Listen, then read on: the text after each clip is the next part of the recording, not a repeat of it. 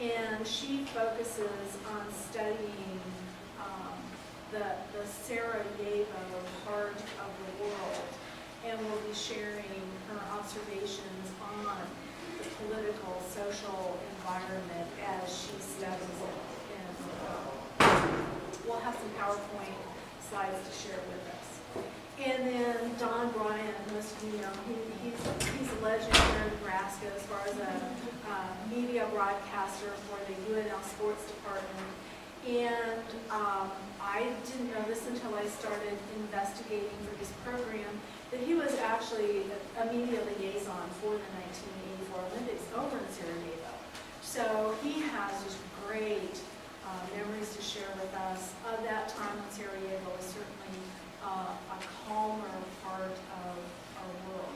I thought it might be interesting to give you a little bit of political background.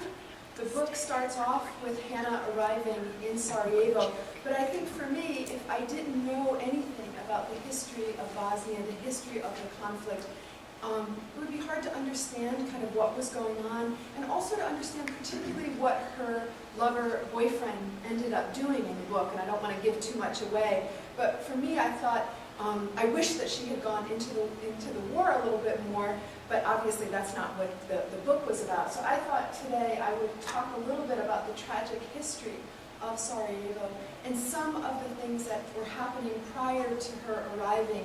I guess, was it in January? Well, I forgot what month, but she arrives in 1996, right after the war ends. And it's still a military airport. She's still very much just the end of the conflict.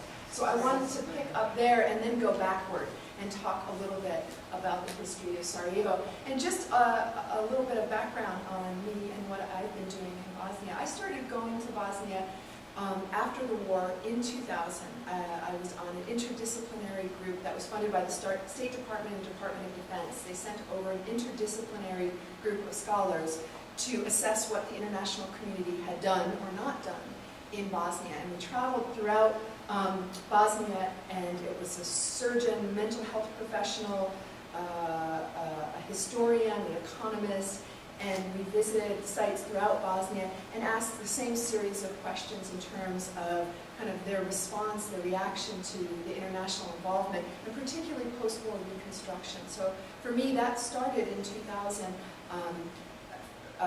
Many trips I've been going to Bosnia. I didn't just return from Bosnia. I probably will go to Bosnia this summer again. I've been going at least every year, if not twice a year, to do research on international reconstruction efforts in Bosnia. And at the end of the presentation, I'll just tell you a little bit about what I think has been going on in Bosnia.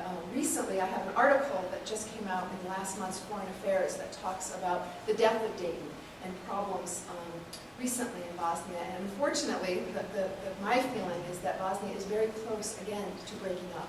Hopefully not without violence, but even the last few weekends, the European Union and the United States have had meetings, high-level meetings in Bosnia to try to prevent the country from collapsing. The Serbs have been, again, not surprisingly, incredibly obstinate about these efforts to facilitate and to keep the country together.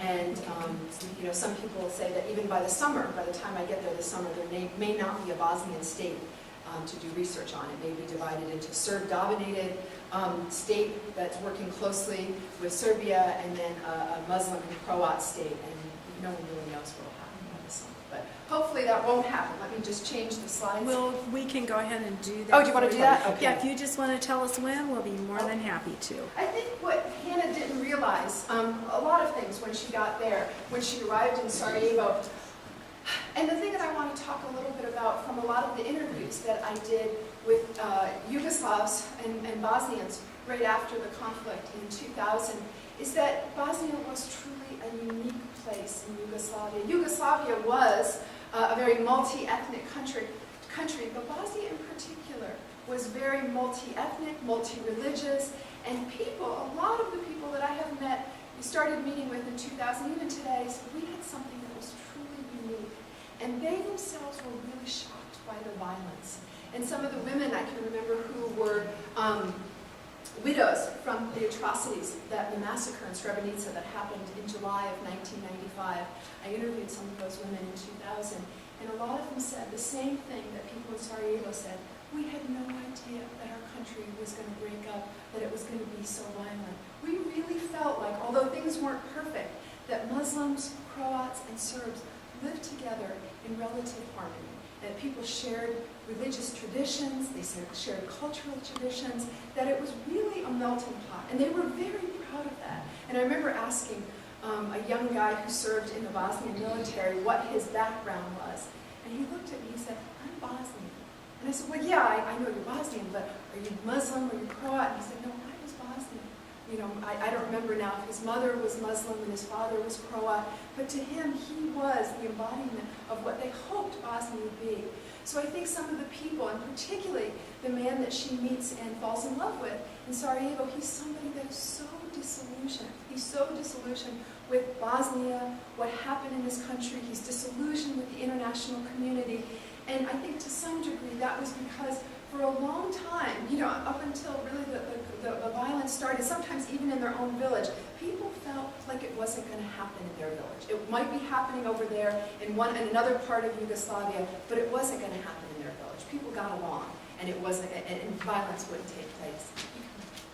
I just want to go back a little bit more. The other thing that I think that this book certainly demonstrates when they talk about Yugoslavia over the centuries, decades and centuries, is that for a long time, Yugoslavia and Bosnia was kind of at the center point, at the mix between many different empires. And in the book, they talk certainly about what happened in the 1930s after Yugoslavia emerged as an independent state, and this country of Yugoslavia was created. And they talk about kind of being in the mountains, and I'll talk a little bit about this. But there was this sense for Bosnians, and they talk about Bosnian history being at the crossroads of these great empires and the tremendous history of these great empires. I think the book also talks a little bit more about the partisans and the communists, and I forget the character's name. Was it Raya, the woman who ends up joining the Communist Youth League, the young woman? What was her name? Lola. Right. What was really, you know, what happened in the interwar period, there were definitely different, and this kind of laid the seeds, the foundation for what some people said gave rise to the violence in the 1990s as the Croats and Croatia came under the German support, under the support of the Germans, and became fascist, and then the Chetniks were the Serbs, and then there was this group of partisans under Tito who were communists and really brought together religious, ethnic groups together to fight for a common Yugoslav identity. And in the book, they talk a little bit about how people were starting to be indoctrinated by the communists and talking about this unified Yugoslav identity and not wanting to identify as being Jewish or being Croat or Serbs. And a little bit in the book, they kind of talk about the creation of the Yugoslav state and how people were being brought together in the 1930s and then after World War II for the creation of the Yugoslav state. So I just one more slide about the history. I thought,